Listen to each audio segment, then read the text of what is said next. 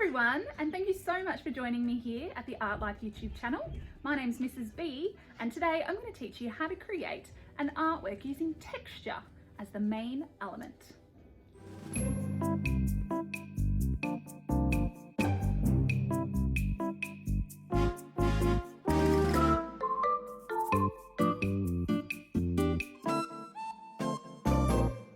Now, there's so many art elements to learn from. And you might actually notice a video called Art Elements available at the end of this video if you'd like to learn more about each of the art elements. But today we're going to concentrate on texture. Texture is all about how something feels. So you could run your hand over your shoes and they might be smooth, they might be bumpy, they might be hard, or they might be squishy. These are all adjectives to describe how it feels or what its texture is. And today we're going to learn about how to create an artwork that has lots of different textures. We're going to use some things that are around our house to help us to create something out of clay. So I created a bit of an abstract artwork here using texture as my main element. I haven't painted it yet because I wanted texture to really shine through. You can see here. Can you describe any of the textures that you see? Bumpy, scratchy, smooth. There's lots of different textures in my artwork, and I hope you're able to create a really textured, exciting, bumpy, scratchy kind of artwork out of your air drying clay as well. So come with me and I'll show you how to make something like this now.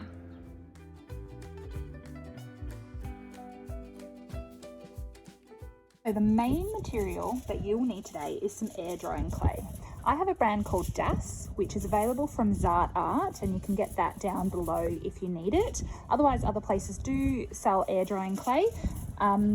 You can probably adapt this task for just normal kiln dry clay as well, but I'll show you techniques for this specific type.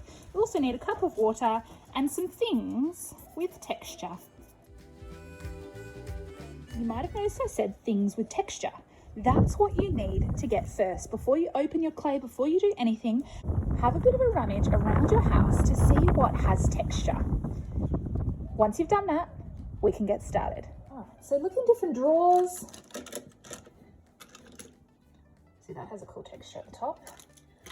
So do these, rounded sort of edges. These are straight. Might even use the ruler.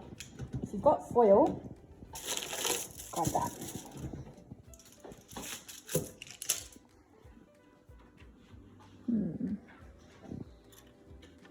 Have your fork. Oh, some chopsticks or some little skewer sticks will really work well as well. Check your toy room too. Oh, that's cool. Oh, Lego. Good one. All right. Alright, so some different textured things I found in my house. I have some sort of twine here. I found some foil, which we can scrunch up. I found some different pens that have just different sort of sized heads on them and ones that have some more detail on them. A ruler might be useful, a fork. These skewer sticks will be great if you want some details. I didn't know, I thought this was kind of a cool rough texture of the sheep's belly, and I've got some circles through my Lego here. So obviously what you have at home will be different to what I have at home, so please expect that your artwork will be different too. But that's okay. We're going to work together to explore these textures and come up with an artwork that is different to mine, however, using similar strategies and learning experiences. Some other things which might be really cool are some things outside in nature, so some flowers. I also live near the beach, so I've been able to find this sort of piece of coral which might work really well too. So it's time to open up your clay.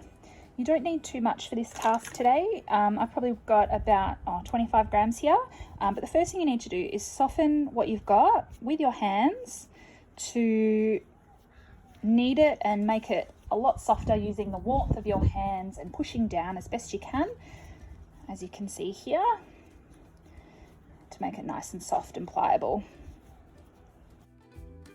Make sure you put whatever you're not using back in its container or in some cling wrap or something, because if you leave it out, it will dry and you won't be able to use it. So set your textured things to the side for now. You don't need them. All you need is your clay and your hands. So once it's nice and soft, what I'm going to get you to do is try to roll it into a ball. can either use your table. Notice I've put a piece of paper down. We want a nice clean surface to work on, otherwise you'll get all dirt on the clay.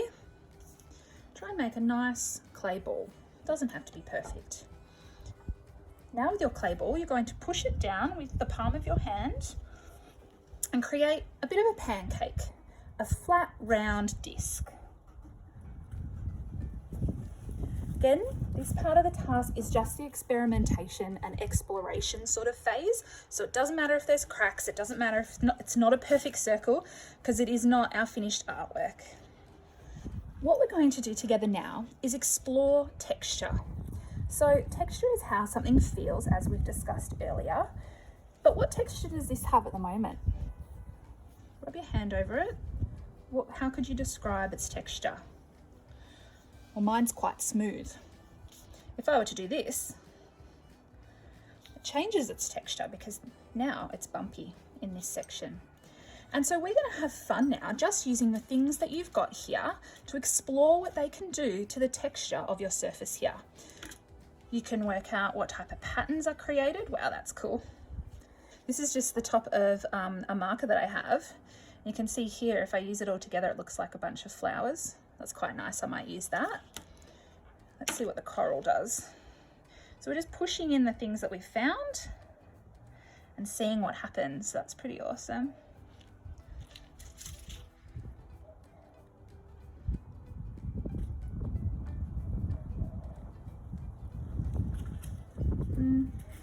That wasn't overly effective, that one. So some things will work really well. Well, that's a nice sort of rounded texture there, bumpy.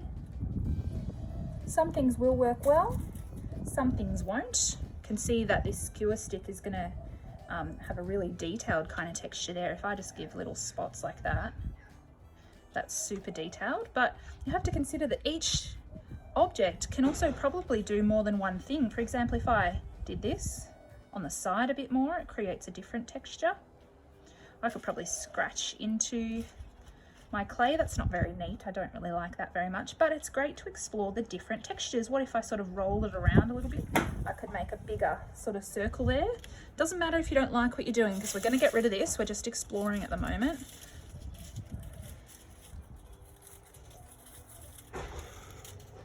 That's okay, that one. What does my fork do? Oh, that's good. Obviously, if I just sort of apply it like that, it's going to be a fairly rough sort of work. So I am still sort of just pressing into my clay fairly neatly so I can get a clear indication of what each object will do.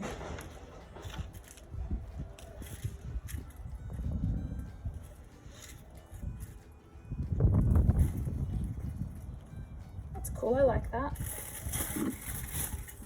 Now foil probably won't have much of a texture at this stage if I did that, but if you scrunch it up, it definitely does. Well, that's cool. Kind of looks like sand. So maybe take note of the things that you're really liking, put them to a side, the ones that you're wanting to use for your good copy essentially. And then maybe just disregard the ones that aren't really working for you.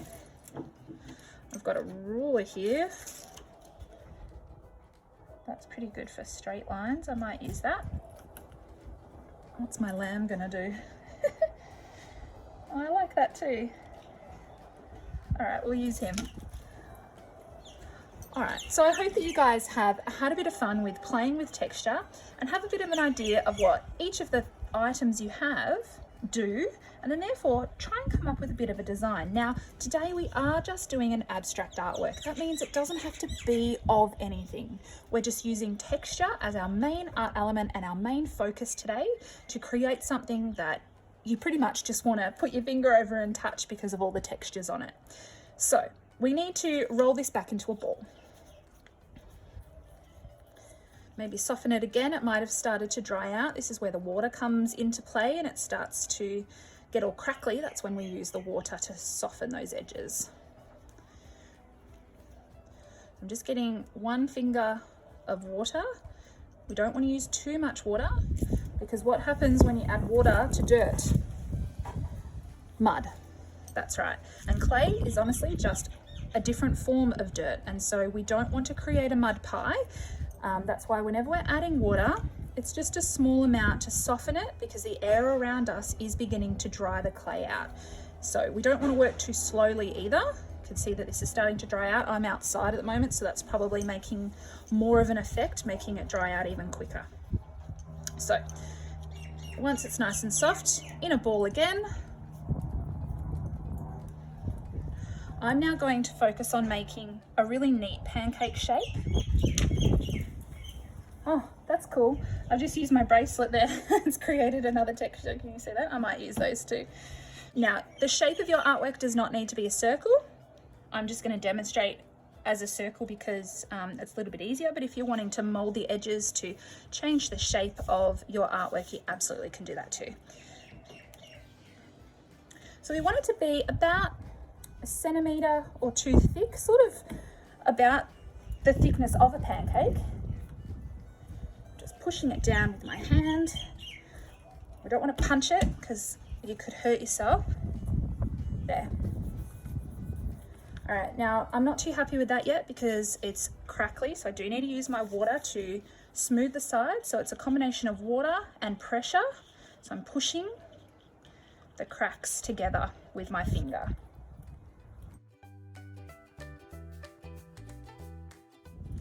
All right, this is our good copy, so do your best with this. You can't go back in later. I don't think once you do all the textures, it's probably too hard to get out these cracks. So do try to do it now. Cool. All right, that's not a perfect circle, but that's okay. Doesn't need to be perfect by any means. It probably just needs to be smooth and neat. So this pancake essentially is going to be our canvas today. And we're going to come up with a design that uses lots of different textures. You can kind of make a scene that is recognizable. For example, you could do a bit of a beachy kind of scene with like sand and some shells or something like that. You could do something a bit more geometric and abstract using straight lines. You could even section the artwork a little bit. So you could use a ruler to create different sections and then explore different textures within each section. I'm just going to let it kind of flow though, and I'll show you what I mean. So I loved this coral the most, so I'm going to use that as my beginning point. And I'm going to just create a line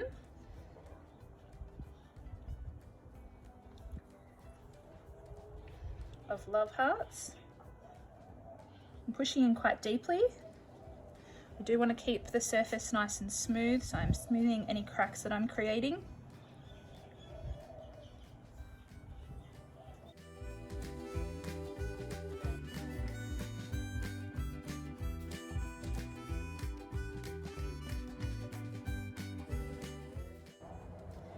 All right, that's my starting point there.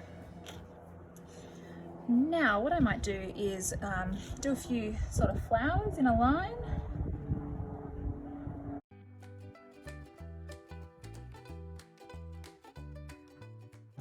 My work is starting to dry out a little bit, so I'm just sort of putting a bit of water down first before I add my texture.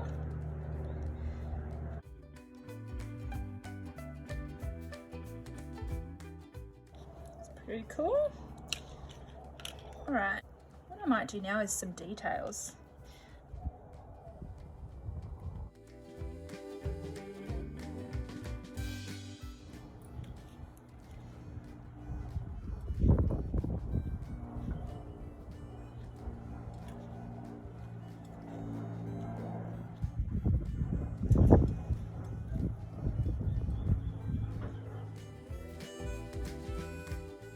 So what you might be able to notice is that I started with my coral here.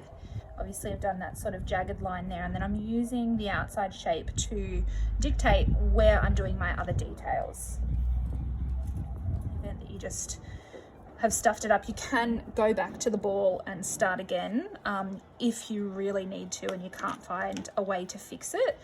But yeah, try your best to sort of work neatly as you go.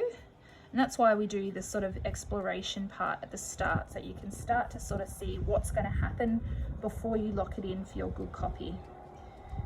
And remember, if I were to just sort of do this, it would look messy. So I do encourage you to really take your time and put in the effort, because it will show with your final product. And try to enjoy it too. It is actually really therapeutic and relaxing. It's a really fun sort of tactile task for the younger ones, so I think they'll probably really quite enjoy just making marks on their surface.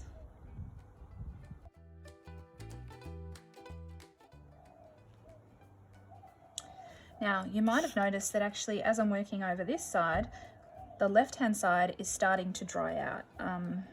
So I do need to sort of remember to go back in and put some water there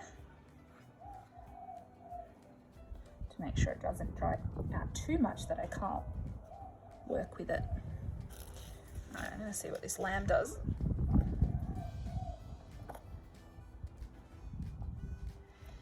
I really love that. It kind of looks like a sandy texture walking along the beach.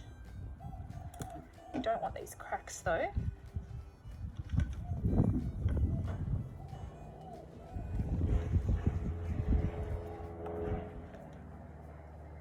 You might sort of ask yourself, you know, how do I know what to do? And the answer is, I don't necessarily. I'm really just letting it create itself, in that I started with this line, and then anything else I'm doing, it's dictated by this line. So I'm using this to form the next line, and then the next line, and then the next section as well. So please don't aim to copy my work by any means. That's not what the intention is in showing you this. It is to show you the strategies, how to create texture, and how to work creatively as well with your materials. In talking about working creatively with materials, remember how I said that each one you could probably use in more than one way. So what I might try now is sort of using this skewer in a different way, by sort of pushing it out rather than doing the dots, and see what happens there. I feel like it's kind of making it look like a bit of a shoreline. Maybe this is the sand and this is the shore.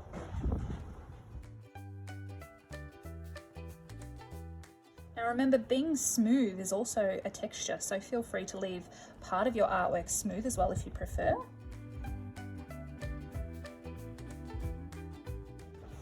I think that's pretty much done. What do you think? Definitely lots of textures that can be seen. If you have any sort of crackly areas, I encourage you to sort of put a little bit of water over them so that they dry as smooth as possible. And then now it's just a matter of leaving it probably for about a day, and then you may choose to paint it either with acrylics or watercolors if you prefer, but even just the white, or if you have terracotta, is really beautiful because it's letting the texture speak, not necessarily any other element like color. So it's as simple as that. Thank you so much for joining me today, and I really hope you've learned a little bit about how to use texture in an artwork, how to use some air drying clay, and how to have fun with art at home. Please make sure you check out all the other lessons that I have available. Just click on my face and all my videos will pop up for you to enjoy some art while you're at home. Please make sure you give me a thumbs up and subscribe below if you like this video. Thanks for joining me. I'll see you next time.